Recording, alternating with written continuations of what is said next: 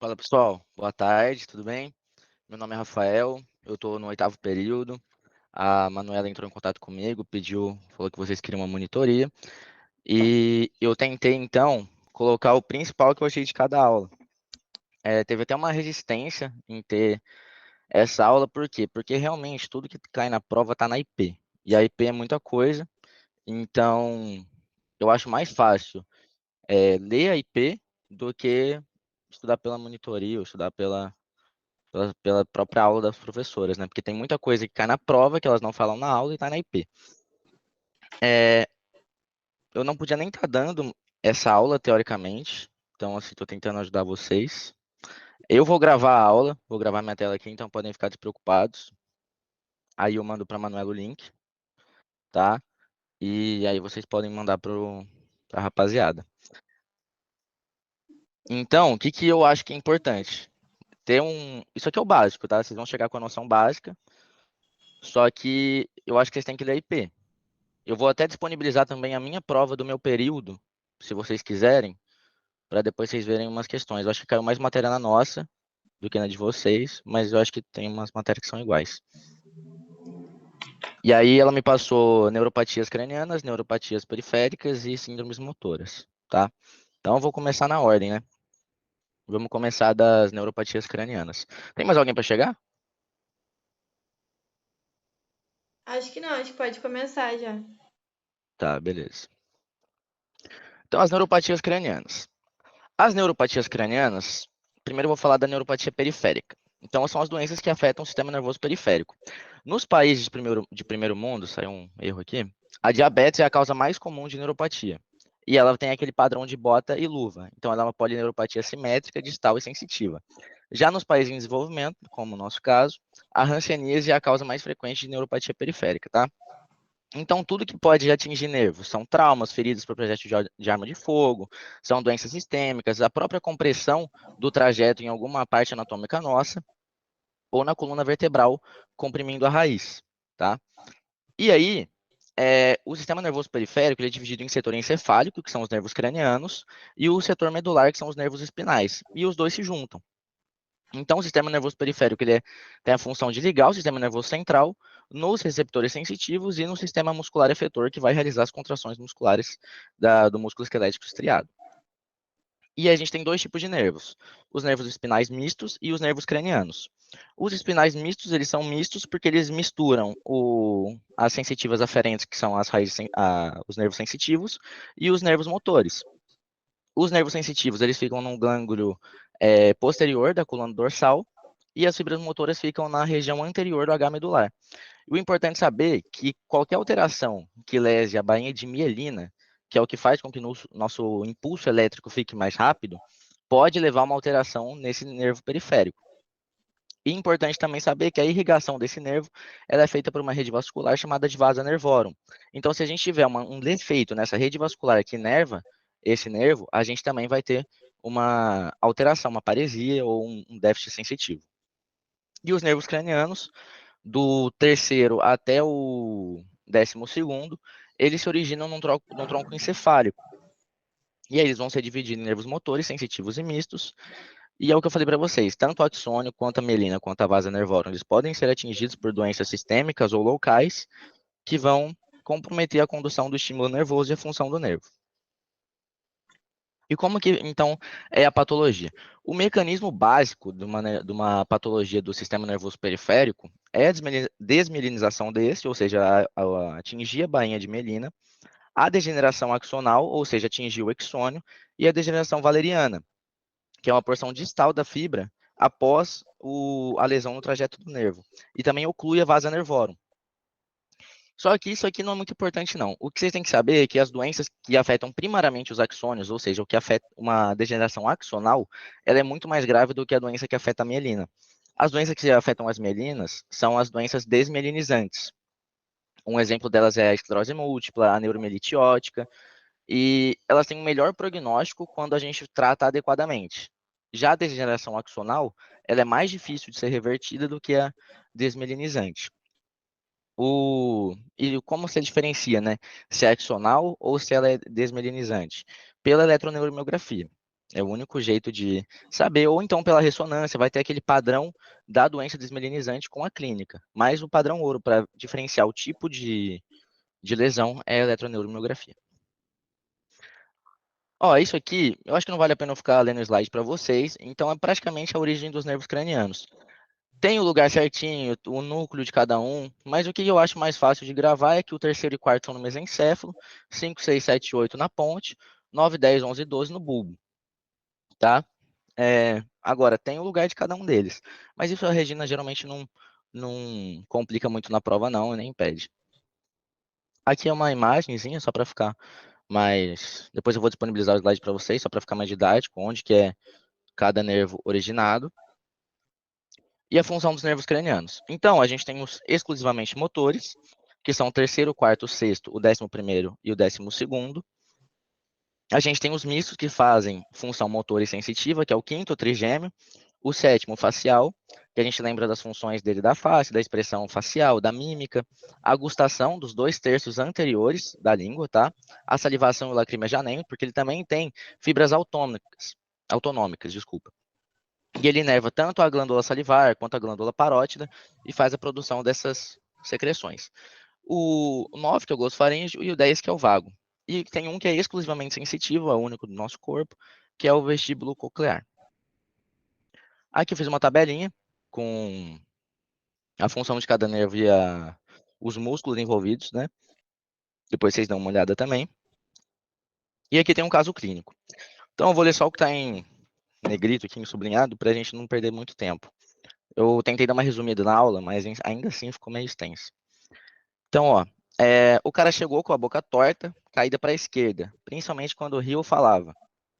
E ele notou que mesmo quando ele dormia, o olho direito ficava entreaberto e ao acordar ele sentiu areia nesse olho, tendo que utilizar o colírio para umedecer. Então ele percebe que ele não piscava adequadamente com a pálpebra direita. Então por que que ele ficou com areia no olho? Porque ele não conseguia fechar a pálpebra, provavelmente teve um ressecamento desse olho, e a gente tem aquela sensação de areia no olho. Na anamnese dirigida, a gente pergunta algumas coisas específicas para ele, e ele fala que ele tem dor atrás do pavilhão da orelha. E ele fala da região retroauricular à direita, que acompanha os primeiros sintomas da doença. Então, aqui a gente pensaria ou num herpes zoster, na região retroauricular, que seria a síndrome de Hansen-Hunt, ou a gente poderia pensar até num componente do nervo facial, que tem inervação nessa parte. E aí tem uma foto do cara, eu peguei da IP da Regina, tentei tirar algumas coisas da IP dela para poder dar uma linkada com vocês também. E nesse caso, o paciente tem um sinal de Bell, né, na à direita, com apagamento do sulco nasogeniano, e o desvio da comissura labial para a esquerda. Então, o desvio da comissura labial é sempre para o lado são, e o apagamento do sulco nasogeniano é para o lado que está afetado, assim como o sinal de Bell, tá? Então, na direita aqui a gente tem a logoftalmia e a acentuação do desvio da comissura labial para o lado são. Então, paralisia de Bell, a paralisia facial periférica. Como que a gente vai diferenciar ela da paralisia facial bilateral ou paralisia facial central? Então, na paralisia de Bell, a gente tem o sinal de Bell, que é a lagoftalmia, que é esse não fechamento do olho, tá? A gente tem o apagamento do sulco nasogeniano, ipsilateral lesão, ou seja, então vai apagar do mesmo lado da lesão, o desvio da comissura labial para o lado saudável, e pode-se ter a ageusia no lado afetado. Por quê? Por causa daquela função dos nervos, tá? Mistos. E o diagnóstico? O diagnóstico sindrômico é uma neuropatia periférica ou uma mononeuropatia craniana, porque só atinge um nervo craniano, e é uma paralisia facial periférica direita. E o diagnóstico topográfico, geralmente, é infranuclear à direita no interior do rochedo, tá? Pelo trajeto do nervo dele. Eu não quis ficar colocando muito trajeto de nervo para vocês, porque é muita decoreba realmente. Eu não decorei para fazer a prova. Eu acho que nem vale a pena vocês decorarem, é muita informação. Mas na minha prova eu lembro que caiu uma questão dessa, de onde que era a causa mais comum de paralisia de Bell. E não é no interior do rochedo. Se eu não me engano, na minha época foi tumor de parótida comprimindo o nervo facial. Mas enfim, a hipótese etiológica que a gente não tem é uma causa específica, então a gente questiona, será que é idiopática, que é a Frigori, né? Será que é diabética ou será que tem causas infecciosas, como no caso do Hansen-Hunt? E o tratamento, ele é variável e controverso. Sempre é discutido em congresso e tal. Assim, não tem nada que resolva. Se você não fizer nada, vai resolver. E se você fizer, também vai resolver. E às vezes varia de pessoa para pessoa a evolução dela. Pode ficar com a paralisia ruim para sempre, ou pode ir melhorando. Só que vai chegar num nível que vai estagnar e não vai ter melhora mais. E aí, alguns neurologistas, para não. É aquela velha história, né? O paciente chega no seu consultório e você fala, pô, não posso fazer nada. Melhor você passar um remédio que, se o cara melhorar, o cara vai achar que foi o remédio e vai voltar em você. Senão, ele vai no seu colega e ele vai passar o remédio. Então, vitaminas do complexo B, vasodilatadores, prednisona, a estimulação precoce com a ciclovir. Mas o mais recomendado é o tratamento fisioterápico. É o que mais faz diferença. Porém, vocês têm que lembrar que não pode usar aquela estimulação elétrica, aqueles choquinhos que eles colocam na fisioterapia, porque eles causam mais contratura e pioram ainda mais a paralisia facial periférica. Então, agora, paralisia facial periférica bilateral. Isso é muito importante. A causa mais frequente é Guillain-Barré. Isso eu lembro que é importante, porque caiu na minha prova também, uma pessoa com paralisia facial periférica bilateral. Oi? Rafael, licença rapidinho. Você vai mandar o slide também? Vou mandar sim. Show, então, obrigado. Nada. Então, a causa mais frequente é Guillain-Barré. Pessoal, se tiver dúvida, viu, pode interromper por microfone, por chat, não tem problema não. E ela é uma polineuroradiculopatia periférica, ou seja, ela atinge vários nervos, desde a raiz e nervos periféricos. E ela é inflamatória aguda. Então, ela é caracterizada pelo quê? Por uma tetraparesia ascendente, ou seja, dos 4 membros, flácida e arreflexa, que compromete, ela pode comprometer nervos cranianos bulbares, que vai fazer com que o paciente tenha dificuldade de engolir, ele tenha rouquidão, ele fique com pontinhos pretos, e o líquor vai ter dissociação albuminocitológica, ou seja, vai ter um aumento de proteínas sem aumento de celularidade. Então, as células vão estar normais e as proteínas vão estar aumentadas. Essa é o diagnóstico de Guillain-Barré é feito pelo líquor e clínica, tá? Então, isso também é importante. Aí, como que é a paralisia facial periférica? Teoricamente, a gente tem um sinal de Bell bilateral, né? Não é sinal de Bell, porque seria só unilateral, mas é a lagoftalmia bilateral. E a principal causa é a Guillain-Barré. Lembrar disso. E a paralisia facial central? A paralisia facial central é quando a gente tem um acometimento a nível de córtex, ou seja, via piramidal pela cápsula interna ou pelo pedúnculo no mesencéfalo. E a topografia vai ser sempre supranuclear e contralateral à clínica. Só que o que acontece? Aqui, não sei se consegue ver meus cursores, a gente tem uma inervação binuclear do nervo facial. Então, o nervo facial não é inervado só a face não é inervada só por um lado do córtex. Ela é inervado pelo esquerdo e pelo direito. Então, quando a gente corta aqui, por exemplo, esse lado aqui ainda está inervando esse lado, entendeu? Então, a gente vai, só que esse aqui é único e esse aqui é duplo. Então, a gente não vai ter perda de movimento no andar superior da face. A gente só vai ter perda de movimento contralateral no lado inferior da face. Isso é uma coisa que caiu na minha prova multimídia também, que ela mostrava um AVC hemorrágico na cápsula interna e mandava pintar no boneco onde que era a clínica daquele AVC hemorrágico. E aí, se eu não me engano, era em região lateral, então era face e braço, tem aquele corpúsculo de Enfield, e aí você tinha que pintar no boneco. E aí muita gente pintou a face inteira, mas era só o andar inferior da face. Então aí, ó, ele consegue fechar os dois olhos, ele não tem diferença no andar superior da face, mas ele tem a paralisia no andar inferior. E aqui desviando a comissura labial para o lado são. Então, se ele está desviando para a esquerda, pagou à direita, provavelmente foi um AVC à esquerda.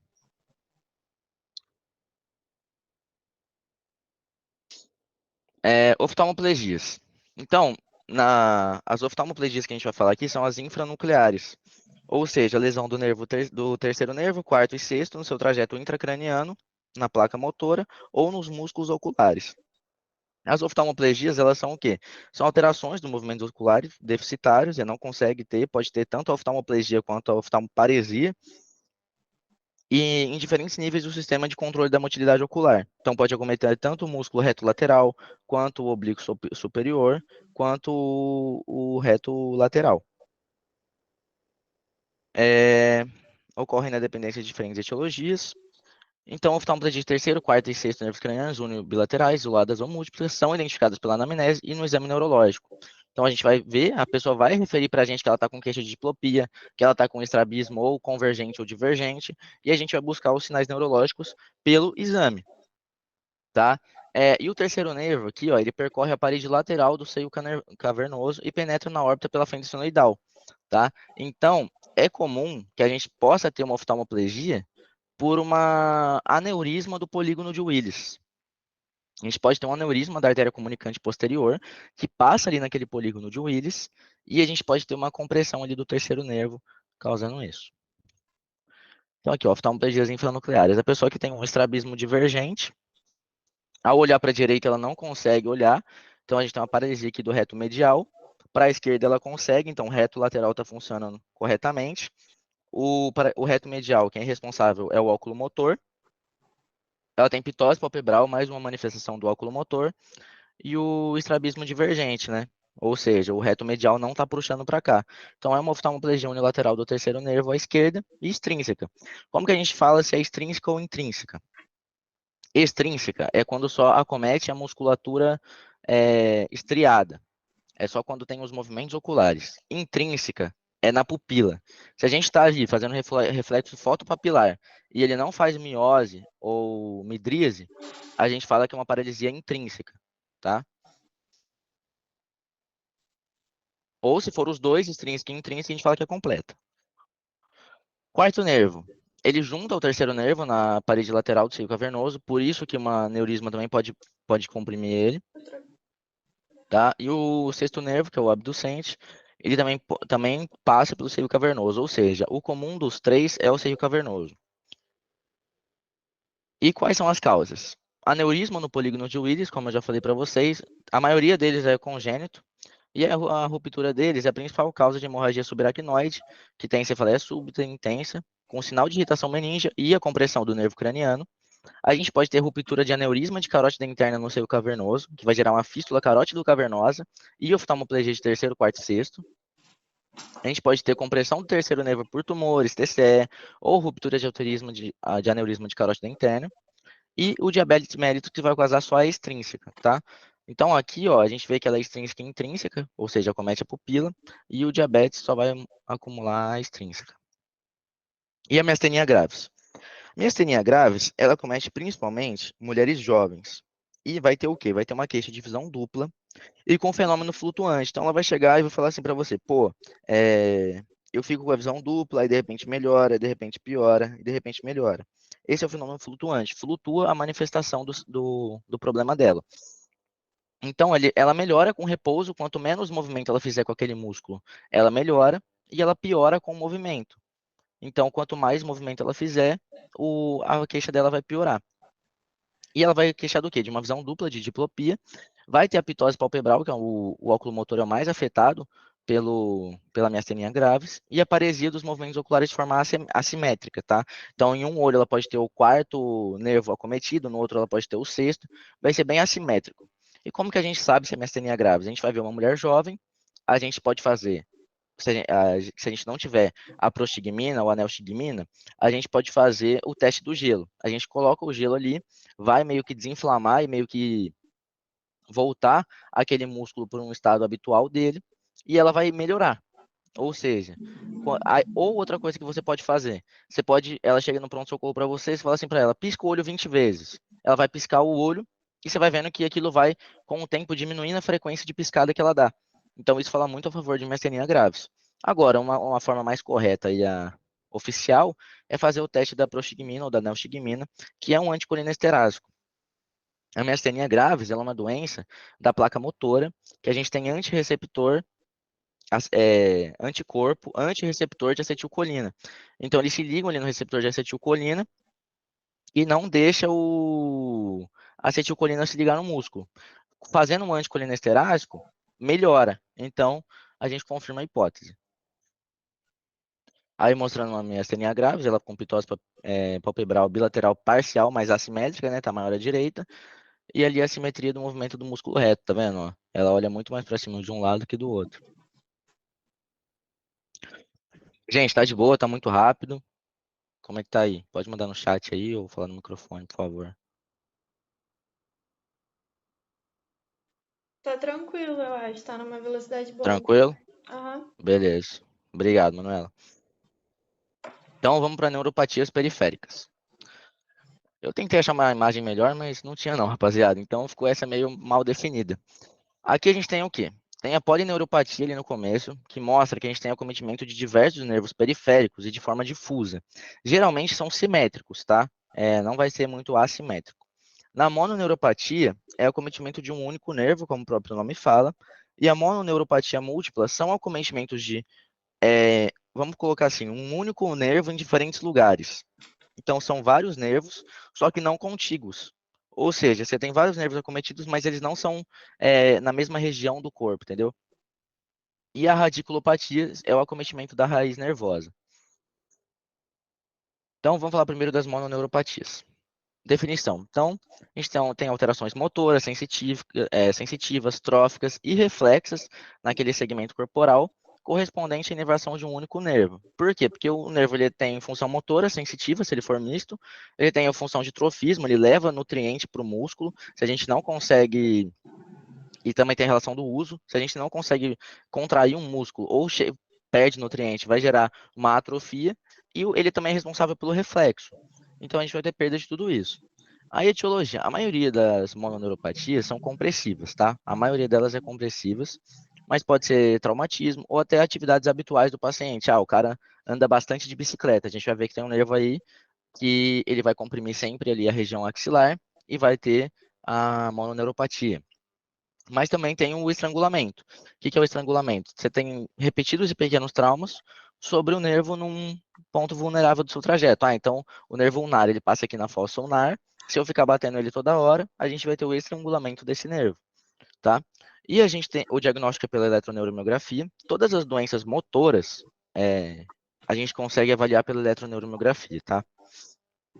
E as doenças sistêmicas, elas podem facilitar o aparecimento do quadro de uma mononeuropatia. Por quê?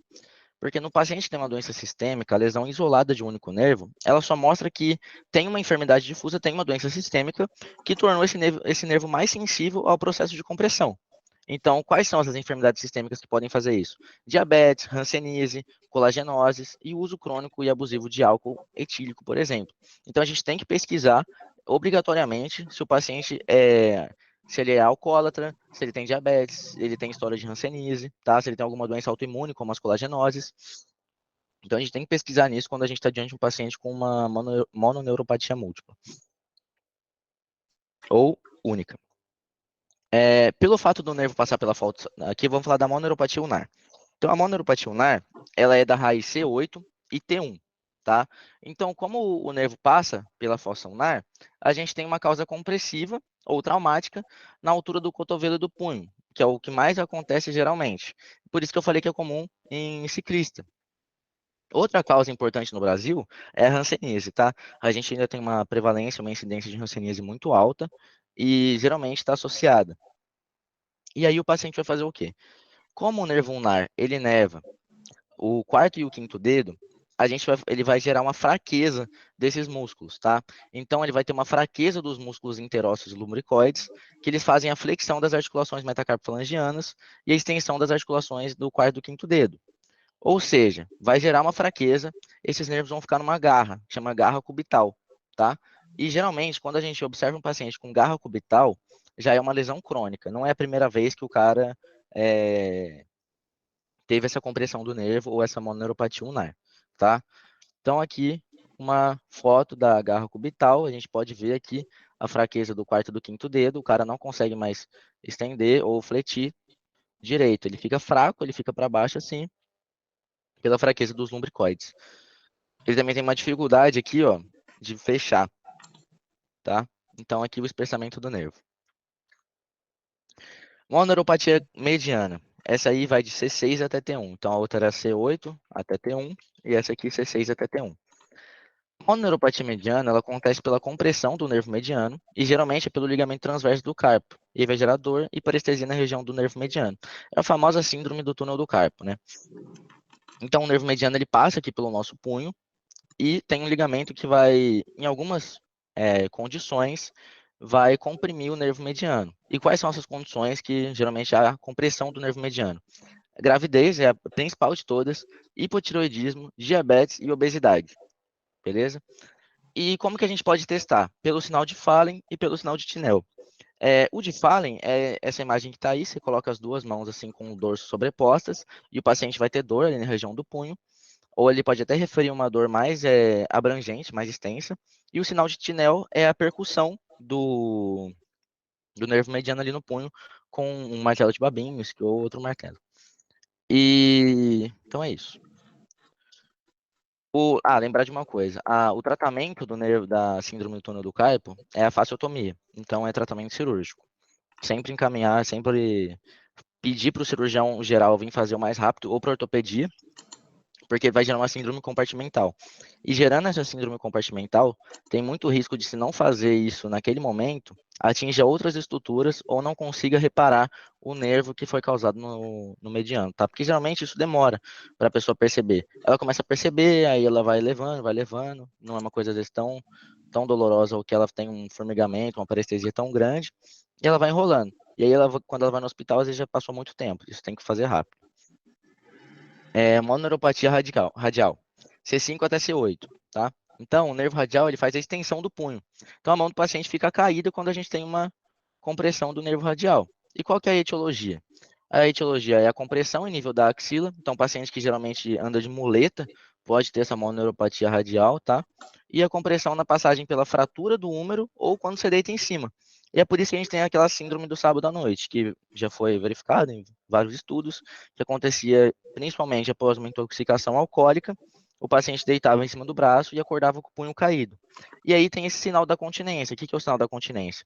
É quando o cara vem aqui para fazer a continência, ele não consegue deixar a mão reta, porque ele não consegue estender o punho, né? Ele fica com o punho caído. E a gente tem uma pequena área de perda da sensibilidade dorsal aqui, ó. Mas é muito pouco, tá? É muito pouco. Neuropatia fibular. Essa vai de L4 até S1. É importante saber que o nervo fibular, ele também tem um nervo de ciático externo poplítico, se eu não me engano. Então, é quem forma o nervo ciático, tá? Então, qual que é a etiologia da mononeuropatia fibular? Principalmente a neuropatia hanseníana, ou seja, a hanseníase de novo como causa de mononeuropatia. Então, vocês têm que lembrar de afastar a hanseníase. A gente tem que palpar o nervo em busca de espessamento. E a gente tem que comprimir. A gente tem que comprimir, não. A outra etiologia é a compressão da porção proximal da fíbula por traumatismo, fratura, cirurgia ou cruzamento de perna mantido por longo tempo. Então, por exemplo, a pessoa está ali assistindo um filme por 4 horas. Na hora que ela levantar, se tiver uma compressão do nervo ali, ela provavelmente vai estar com o pé caído. Ou seja, o paciente perde a possibilidade de flexão dorsal. Ele não consegue levantar o dorso do pé. E aí ele também perde aquele movimento de colocar o calcanhar no chão e abaixar os dedos, tá? Então a gente pode fazer essa técnica aqui, que a gente pede para o paciente fazer a extensão, ou seja, a flexão dorsal do pé contra a resistência pela mão do examinador. E a gente não consegue, ó. Você vai ver que no pé esquerdo ele fica paralisado, ele não consegue. E isso gera uma marcha escarvante, aquela marcha do pé caído. Tibial posterior. A principal etiologia compressiva, e as características. A principal característica essa aqui, a gente tem uma característica de não conseguir fazer a flexão dorsal, né? Ele não consegue colocar o calcanhar no chão e abaixar os dedos. Aqui ele não consegue levantar o calcanhar, entendeu?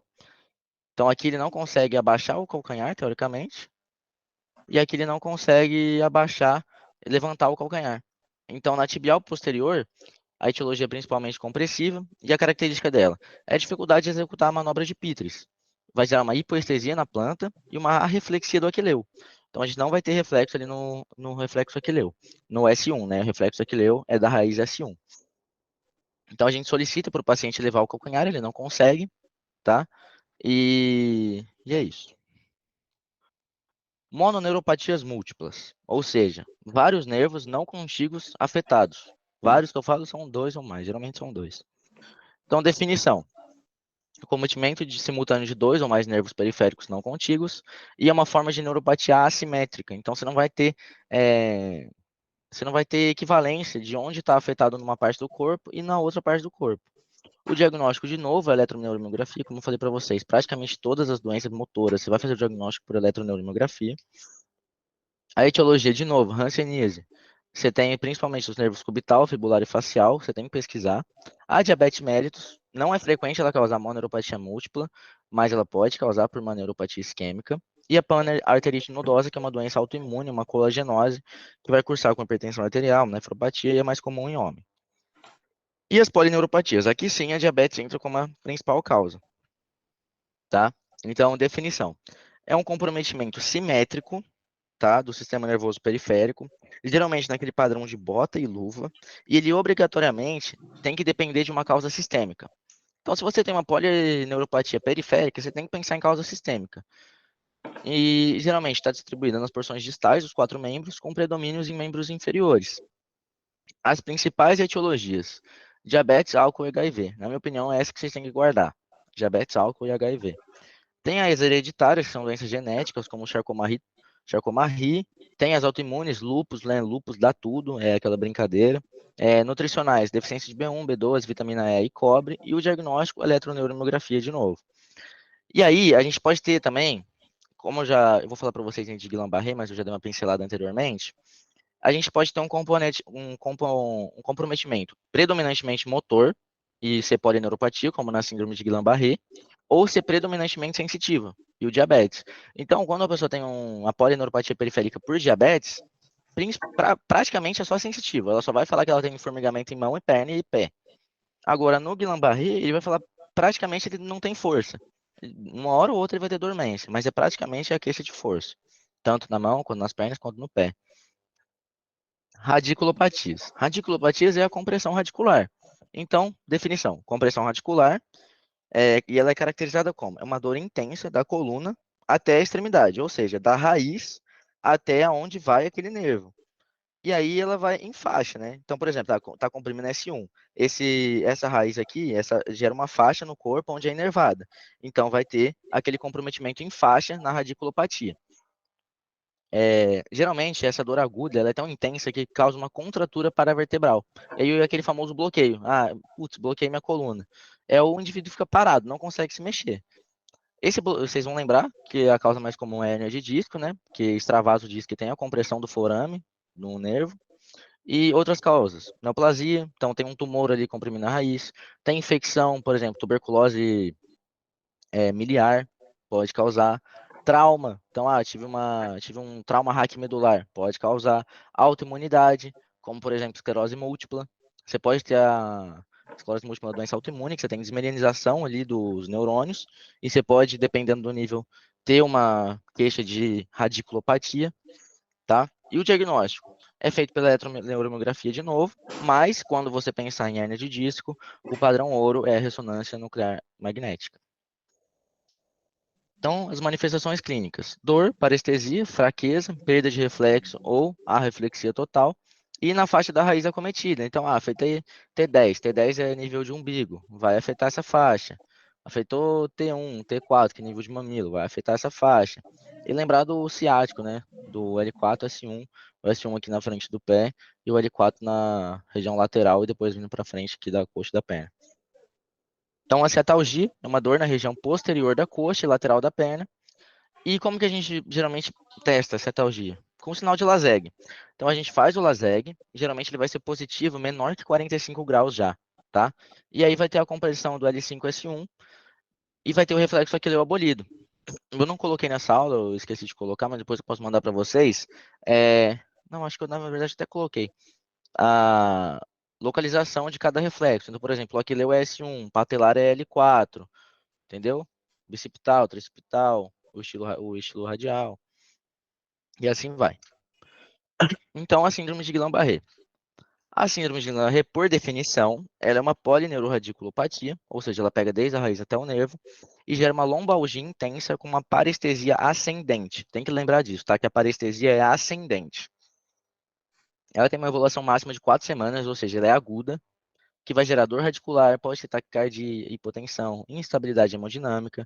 E isso, o paciente pode ter até um comprometimento da musculatura respiratória, levando ele a uma insuficiência respiratória, e por isso que o paciente tem que estar internado. Não dá para você ter um cara com todos esses comemorativos num ambulatório, não dá para você tratar ambulatorial. Tem que monitorar de perto, que ele pode deprimir a respiração a qualquer momento. Fatores precipitantes. Geralmente, não se acha um fator precipitante, tá? Geralmente é idiopático. Mas quando acharam, foram esses quadros mais importantes, tá? Infecção, geralmente tem uma diarreia antes do quadro. Vacinação, teve muito caso de Guillain-Barré, inclusive um primo meu vacinou para Covid, teve Guillain-Barré. Zika vírus e dengue, tá? Diagnóstico. É o líquor, como eu já falei para vocês, aquela dissociação albuminocitológica, as proteínas aumentadas e as células normais. E até o 10º dia, isso é importante, o líquor pode estar normal. Então, você está suspeitando de Guillain-Barré, você vai pedir o líquor.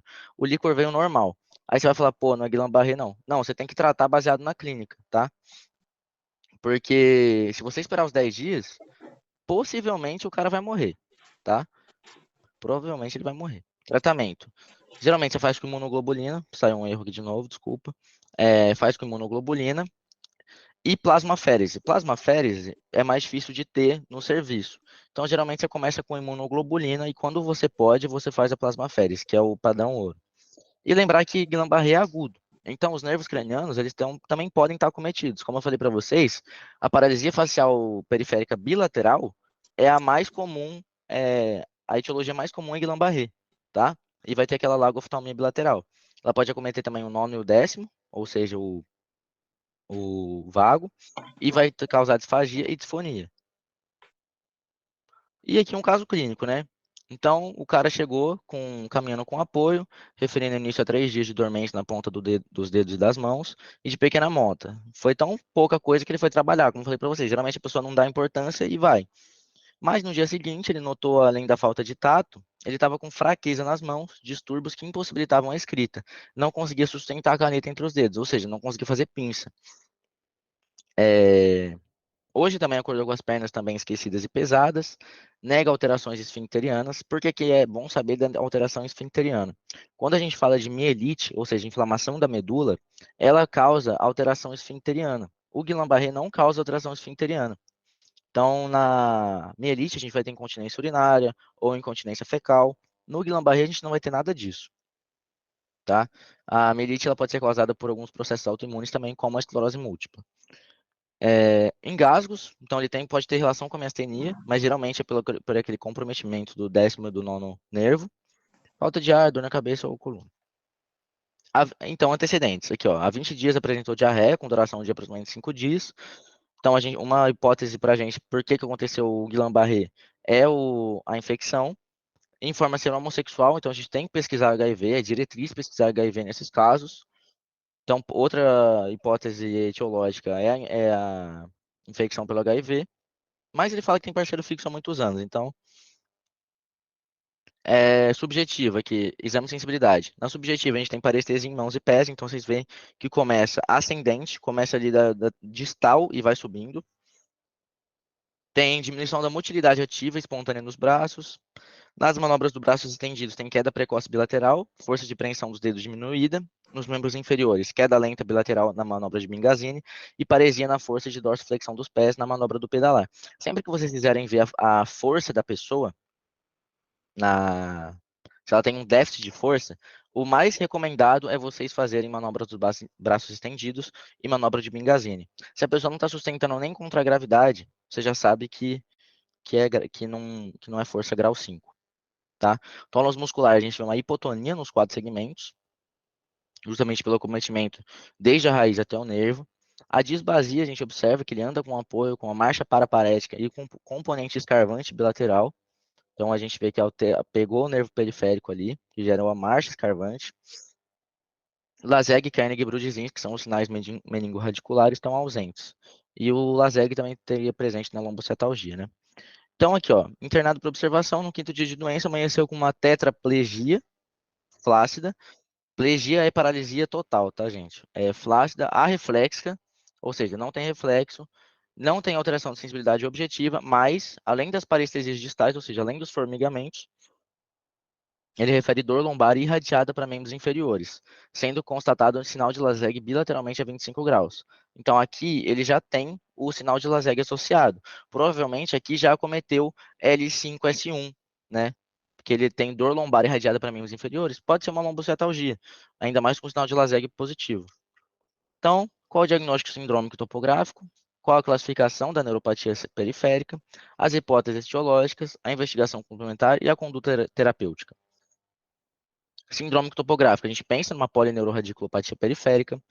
Na minha prova, gente, eu estou dando uma questão de prova sempre que eu acho que fica melhor de saber o que pode cair. Ela colocou uma questão de Guillain-Barré e colocou que o Guillain-Barré era uma polineuropatia periférica. Teoricamente, ela não está errada, só que tinha uma outra questão falando que era uma polineuroradiculopatia periférica. E aí a maioria do pessoal marcou a polineuroradiculopatia periférica. Só que o que estava certo era a polineuropatia periférica, porque ela vinha associada de uma paralisia facial periférica bilateral. Então era nisso que se matava. Então lembrar desse ponto da paralisia facial bilateral. Então, classificação da neuropatia periférica, ela é aguda, como eu já falei para vocês. Hipótese etiológica, HIV, a infecção, diarreia. Como que você faz o diagnóstico? Pelo líquor, dissociação albuminocitológica. E a conduta terapêutica, monoglobulina e plasmaféresis. Vamos para as síndromes motoras, a última parte da aula, agora acho que é mais rapidinho. Então, vamos lembrar. As vias motoras, ela acontece desde ali do córtex, medula, vai passar para o nervo vai chegar ali na placa motora e vai chegar no músculo. Então, a gente pode ter problema em 5 partes da via piramidal. Ou no córtex, ou na medula, ou no nervo periférico, ou na placa motora, como no caso da miastenia gravis, ou na miopatia, lesão do próprio músculo. Então, vamos começar falando do primeiro neurônio motor. Só lembrando a via piramidal para vocês. Então, ela desce pelo encéfalo, ela passa ali pela cápsula interna e ela cruza na decussação das pirâmides, ou seja, ali no final do bulbo. E ela desce no cordão lateral da medula. E aí o primeiro neurônio se encontra com o segundo neurônio. Esse segundo neurônio ele gera um axônio grandão, que é o nervo periférico. Esse vai para a placa motora, ele é um estímulo elétrico até então. Na placa motora, ele se transforma num estímulo químico, ocorre a liberação de acetilcolina e ativa o músculo estriado. E aí a gente pode ter tanto uma queixa motora distal, ou seja, o paciente não consegue segurar o objeto, ele deixa cair os objetos, ou proximal, o cara vai falar que vai pentear o cabelo, vai estender roupa no varal e não consegue levantar o braço. É uma queixa mais proximal. E aí, o nosso exame neurológico é tão importante por quê? Porque a gente tem que ver o déficit motor. E a gente também tem que graduar o grau de déficit de força. Porque a gente não, tipo, tem que saber, tem força no dedo? Faz movimento de pinça? Ele consegue colocar a mão para cima e para baixo para ver nervo radial? Se ele sustenta os membros na manobra do braço estendidos, tá? E aí tem a diferença. Isso aqui vocês já devem saber. Então, paresia é déficit motor incompleto, plegia ou paralisia completo, déficit distal, paciente deixa cair o objeto, e profissional não consegue levantar os braços. E aí a gente pergunta, né, tudo que a gente tem que fazer no déficit motor. Na inspeção, a gente tem que ver se tem atrofia, se ela é proximal, se é distal, se tem miofasculações. Porque se tiver miofasculações, fala pra gente, por favor, mais de uma síndrome de segundo neurônio motor. Eu vou falar para vocês mais à frente. Força. O déficit motor é de mediado, ou seja, de um lado inteiro do corpo. Ele é proximal e simétrico, ele é distal e simétrico, ou ele é assimétrico. Ele é localizado em algum território ou não? Ou é só em alguma uma parte menor? A manobra de Gowers é positiva? A manobra de Gowers fala para a gente mais de uma miopatia progressiva, degenerativa, que é a de Duchenne. O tônus. Ele está com hipertonia, hipotonia ou normotonia? E os reflexos, né? Tem reflexo profundo abolido ou está diminuído? Se ele é segmentar ou se é global? Tá distribuído em todo o corpo ou só numa parte? Se eles estão exagerados, seria uma hiperreflexia? E em qual distribuição? Então, além disso, o mais importante a gente perguntar na síndrome de primeiro neurônio motor é o sinal de Babinski, que é a extensão do hálux no reflexo cutâneo plantar.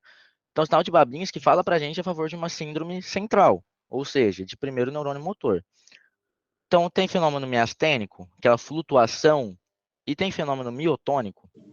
E na sensibilidade, a gente tem que ver se tem distúrbio sensitivo, hipoestesia ou anestesia. Tem que ver se ele é no território do nervo, como no caso da mononeuropatia. e nos 4 segmentos, como no caso da polineuropatia. Então vamos lá. Doenças agudas e crônicas. Agudas, a gente tem que pensar principalmente em doenças vasculares. Então, o cara não estava assim, de repente o cara está assim.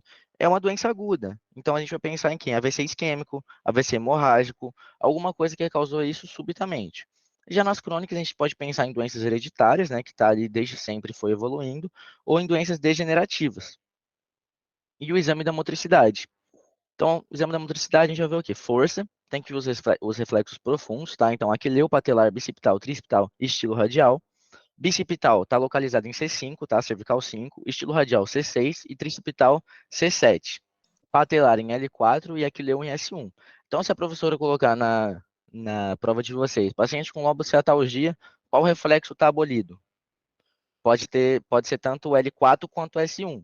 Só que aí no L4 ele tem que ter acometimento de L4. E ele pode ter uma lombocetalgia de L5 e S1. Então, se ela não fala nada, é S1. Agora, se tiver o L4 acometido também, vai ter tanto o patelar quanto o aquileu acometido. Então, o reflexo ele pode estar normal, pode estar aumentado, que é o caso da hiperreflexia, como acontece na síndrome de primeiro neurônio motor, ou ele pode estar diminuído, como do segundo neurônio motor para frente, ele é só diminuído. Então, se um paciente tiver um déficit motor apenas de um lado, a gente vai ver uma assimetria. A gente tem que avaliar o tônus, a gente também avalia a atividade reflexa, tá? Hipertonia ou hipotonia, e tem que ver o reflexo, principalmente o cutâneo plantar. A gente pode ver aqueles abdominais também, passa ali o cabo do martelo no abdômen do paciente, ele vai contrair ali em direção ao umbigo, e é isso. Então a gente tem que ver se ele tem atrofia muscular, miofasciculação, e é o que eu falei para vocês. As lesões a partir do segundo neurônio motor vão causar atrofia muscular. E na lesão da ponta anterior da medula, a gente vai ver miofasciculação. Então, síndrome piramidal, primeiro neurônio motor. Ela tem 2 fases. Ela tem, acabei de ter um AVC e tive um AVC há 3 horas. Há 3 horas, aqui eu não sei se já está crônico, mas provavelmente já vai estar.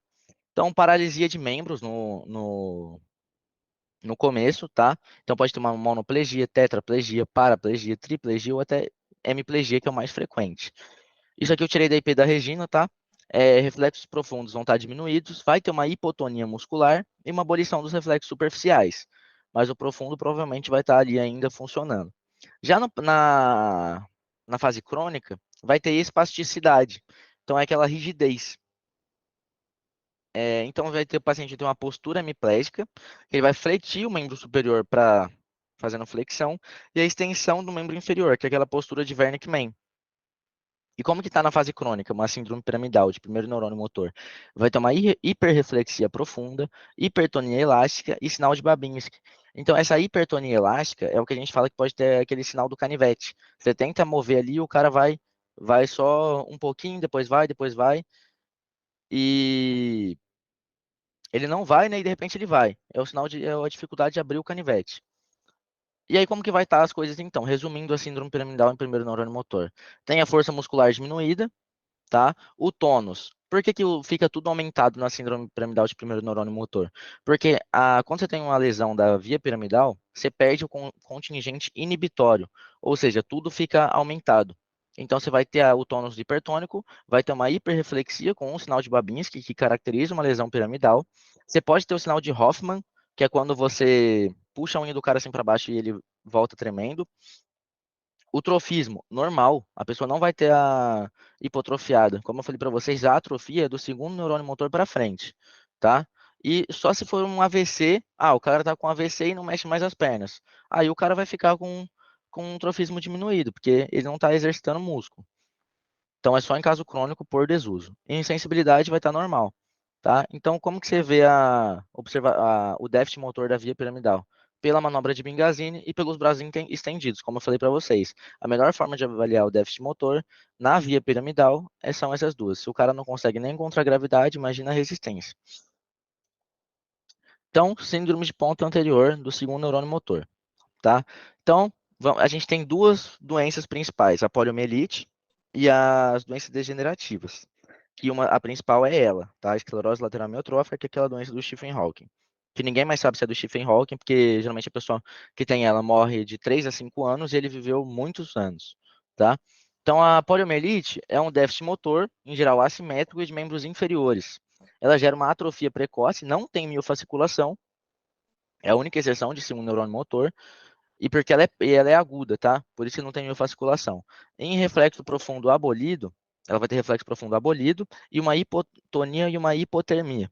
Já na doença degenerativa, como principal esclerose lateral amiotrófica, vai ter um déficit motor distal único ou bilateral, vai ter uma atrofia distal da mão, gerando aquela mão simiesca, né, que é a mão do macaco, vai ter miofasculações, os reflexos profundos também vão estar abolidos e vai ter uma hipotonia, tá? Então, o que difere aqui da aguda para crônica é a presença de miofasculação e geralmente aqui vai ser, não tem esse negócio de membros inferiores, tá? Pode ser, ela vem membros inferiores, depois ela vai subindo.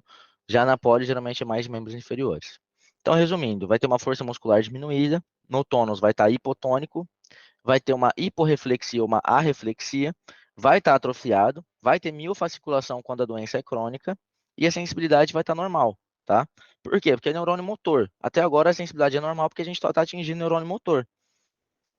E vai ter. Por que que chama esclerose lateral amiotrófica? Esclerose significa atrofia da medula. Lateral é por onde passa a via piramidal, ou seja, tem acometimento motor. E a amiotrófica é que lesa o segundo neurônio, gerando amiotrofia e amiofasculação. Então vamos falar um pouquinho delas. A poliomielite, ela é uma paralisia flácida, arrefléxica e instalada de forma aguda após um episódio febril. A gente tem até hoje, quando a gente vai tomar VIP ou VOP, né, que é a vacina oral contra a poliomielite ou a injetável contra a poliomielite, a gente tem até hoje reações e tem relatos descrevendo que as pessoas ficam com poliomielite após a vacina. É raro, mas acontece. E gera assim mesmo, paralisia flácida, arrefléxica de forma aguda e elas têm febre antes. E aí a atrofia muscular se instala precocemente e é muito grande a atrofia, tá? Não tem o que fazer. Déficit motor na poliomielite ele é assimétrico e geralmente atinge só a perna. Então vai gerar uma monoplegia crural, tá? Já a ela é a suposta doença do Stephen Hawking, ela é degenerativa, ela pode ser esporádica ou familiar, e nela, apesar de ter miofasculação, e apesar de estar aqui incluída na síndrome de segundo neurônio motor, ela é de segundo e de primeiro neurônio motor. Ela começa com o segundo neurônio motor, gerando uma paralisia e uma atrofia muscular. Geralmente começa na mão, tá? Por isso que é aquela mão simiesca. Tem miofasculações, geralmente em língua ou na mão mesmo. A língua é quando já está mais avançado, tá? A reflexia, perde o reflexo, e hipotonia, fica sem tônus. Por quê? Porque tá ali atingindo tudo que leva no músculo. Se não tá coisa no músculo, ela vai ficar atrofiada, vai ficar hipotônica. Diferente do primeiro neurônio motor, que ele perde o contingente inibitório, só tem o excitatório e fica tudo aumentado. E depois de um tempo, acontece a síndrome de primeiro neurônio motor na ELA. Então, como que é na ELA? Na ELA, você tem a síndrome de segundo neurônio motor, principalmente em membro superior, e a de primeiro neurônio motor, principalmente em membros inferiores. Aí vai ter fraqueza em membro inferior, espasticidade, que é o que eu falei para vocês, hiperreflexia, hipertonia, reflexo cutâneo plantar positivo, que é o sinal de Babinski. Positivo não, desculpa, gente, alterado. O positivo é quando tem flexão. E ele também atinge o segundo neurônio motor de nervos bulbares quando está em doença avançada, tá? Aí vai ter o quê? É o 9, o 10º e o 12º. Então, hipoglosso, glossofaríngeo e vago. Então, vai pegar o quê? Disfagia, disfonia, vai ter paralisia da língua, vai ter atrofia da língua e vai ter a miofasculação da língua. Se você viu um caso de esclerose lateral amiotrófica com miofasculação de língua, provavelmente esse cara já está muito grave. Como é feito o diagnóstico? É pela clínica, mais a eletroneuromografia, mais a exclusão de causas. Então, só para relembrar vocês aqui o que eu já falei, mas vou falar de novo. Começa como? Começa na mão. Tem a atrofia da mão. Tem aquela mão em garra cubital, na mão simiesca. Ele não abre os dedos, porque todos os músculos das mãos são comprometidos. Depois, ele acomete a via piramidal, em membros inferiores, tá? E nos membros superiores, a gente vai ter a síndrome de segundo neurônio motor, que é a hiporreflexia, a hipotonia, a amiotrofia e a miofasculação. Atrofia, paralisia e miofasculação de língua já fala de doença com gravidade, que é a forma bulbar. E a eletroneuromografia é para confirmar se tem alteração na ponta anterior da medula, que é a síndrome de segundo neurônio motor. Então, miopatias. As miopatias, a gente já falou de primeiro neurônio motor, segundo neurônio motor, agora vamos falar dos músculos, tá? Ainda teria na frente o nervo periférico e a placa motora, mas eu decidi falar assim na ordem que está na IP dela. Então, miopatia vai gerar uma atrofia do músculo, simétrica, porque geralmente é um grupamento muscular do mesmo lado do organismo é acometido, não vai ter miofasciculação, porque não é de segundo neurônio motor, e o déficit motor é proximal. Então, ele pode ter um déficit motor escapular ou pélvico, principalmente. O pélvico é muito observado naquela distrofia muscular de Duchenne, que tem aquele sinal de Gowers, que é o levantar do miopata, tá? E vai ter uma marcha anserina na miopatia, aquela marcha que o paciente joga o quadril como se fosse de grávida, tá? Então, distrofia muscular progressiva. São hereditárias, são degenerativas. A mais comum é a de Duchenne, que ela é pseudo-hipertrófica, não tem uma hipertrofia em si. Por mais que a panturrilha pareça muito aumentada, não existe hipertrofia muscular. Se eu não me engano, é por depósito de colágeno. O déficit motor ele é simétrico e proximal e atinge só meninos. Por quê? Porque a mãe é portadora do cromossomo X, tá? E a gente vai ter o sinal de Gowers, que vai ter o levantar do miopata, que a pessoa fica se apoiando para levantar. Então, aqui, as características da distrofia muscular de Duchenne, né? Ó, como ele tem o braço e o ombro para trás enquanto caminha, ele tem a cintura afundada, ele tem um aumento da panturrilha, que é pseudo-hipertrófica, não tem um aumento real. Ele fica com essa hiperlordose, tá vendo? E ele anda na ponta dos pés. E aqui o sinal de Gowers, que é o levantar do miopata, que ele vai se apoiando nele mesmo para conseguir levantar, tá? E as polimiosites, como o próprio nome fala, são a inflamação de múltiplos músculos, tá? Então, doenças inflamatórias do músculo estriado, e geralmente por quê? Por doenças autoimunes. Pode também ter uma síndrome paraneoplásica associada ou ela ser idiopática, mas geralmente é doença autoimune. Ele também é proximal e simétrico, assim como a miopatia, então ele pode se sobrepor. A gente pode achar que é uma distrofia muscular, mas não é, tá? E é isso. Então, a instalação dele é subaguda ou progressiva e geralmente cursa com emagrecimento, queda do estado geral e importante atrofia muscular. Então, é muito importante a gente diferenciar a distrofia muscular da polimiosite, tá? E outras causas, pode ter uma iatrogênica, então a gente pode usar corticoide por muito tempo e acabar lesando o músculo. Pode ter doenças endócrinas, como doenças da tireoide, intoxicação alcoólica, por exemplo, e infecciosas seria o HIV, as parasitárias, as cisticercoides. E uma coisa muito comum que acontece também é o uso de estatinas. Você usa muito tempo estatina sem acompanhamento, você pode estar tendo uma miosite e não saber. E aí, como que você vai saber? Dosando a CPK. Pô, fiz minha CPK tá aumentadaça. Pô, pode ser estatina. Então, investigação complementar. Você vai fazer através da eletroneuromiografia, você vai fazer com uma CPK, com aldolase sérica e ou transaminases, e a biópsia muscular ela é fundamental. Pô, eu tô achando que é Duchenne, mas eu também estou suspeitando de polimiosite. Como que eu vou fazer? Eu vou ter que fazer uma biópsia do músculo. E eu vou diferenciar se ela é inflamatória ou se ela é de doença degenerativa. Miastenia graves é doença da placa motora, tá? Então a gente vai ter o quê? Vai ter o fenômeno miastênico, vai ter piora com esforço, melhora com repouso, de forma flutuante, tá? E vai ser o déficit também vai ser proximal, tá? Então vai ser principalmente musculatura ocular, bilateral, mas não simétrica, musculatura faríngea, então a pessoa vai engasgar, a laringe, a pessoa vai ficar rouca, mastigadora, cervical e região proximal dos membros, tá? Cintura escapular e pélvica. Então, como que ela é caracterizada? Déficit motor flutuante, tá? Então, mesma coisa que eu falei para vocês. Vai ser o olho, facial, deglutição. Vai piorar a fraqueza com os movimentos, melhorar com o repouso. Vai ter uma excelente recuperação com anticolinesterático, tanto que a gente faz o teste para fazer o diagnóstico, que é o fenômeno neastênico. Ela é pós-sinática, tá? Ela não é pré-sinática. É uma doença autoimune. Em 80% dos casos, ela é associada a tumores tímicos. Então, tanto a hiperplasia tímica quanto o timoma, que é o tumor de timo, eles podem causar miastenia. E quando a gente identifica, através do raio-x de tórax ou da TC de tórax, esse timoma ou a hiperplasia tímica, a timectomia é curativa para miastenia. É um acometimento da placa motora por anticorpos antirreceptor de acetilcolina. Em mulheres jovens, a gente faz o teste da prostigmina, teste do gelo na forma ocular. O diagnóstico é através da pesquisa de antirreceptor de acetilcolina e na busca daquelas doenças da hiperplasia tímica e do timoma. E o tratamento, timectomia, se tiver, vai ser curativo.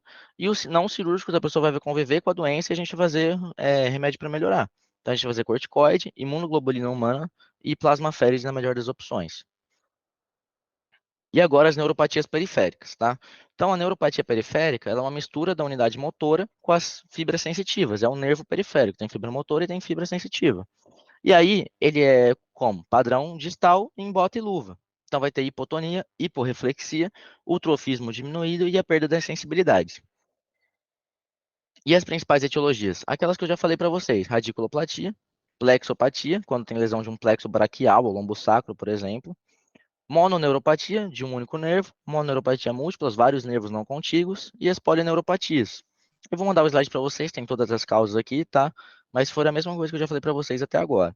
A investigação faz pela eletroneuromiografia, novamente, como toda doença da unidade motora.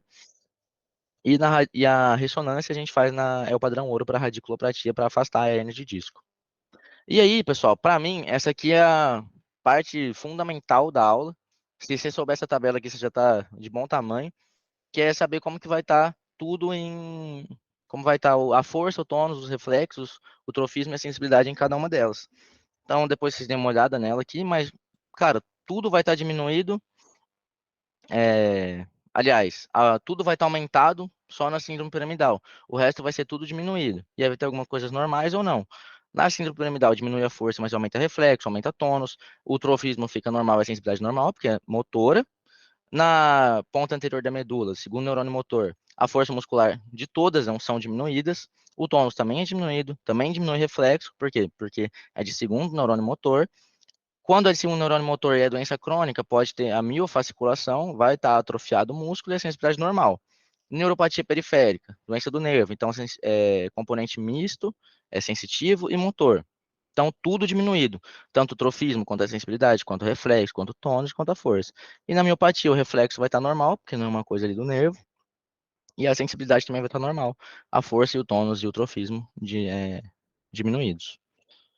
E aí, eu coloquei umas coisas para vocês assim, não sei se vocês já estão cansados, era mais para a gente fazer junto, mas aí eu vou mandar para vocês, que isso cai bastante, tá, na prova multimídia, que é o que vocês estão preocupados, que é a prova prática. Ela coloca lá no caso lá, uma imagem, por exemplo, de um crânio, de um cérebro com uma lesão na cápsula interna à direita, com um AVC hemorrágico na cápsula interna à direita. E ela manda você pintar no boneco como que ficaria a manifestação clínica do paciente. Então, por exemplo, aqui, esse primeiro boneco aqui, síndrome piramidal em cápsula interna direita. Com bolinha, você pinta síndrome piramidal. Com segundo neurônio motor, você pinta com estrela. Miopatia com linha.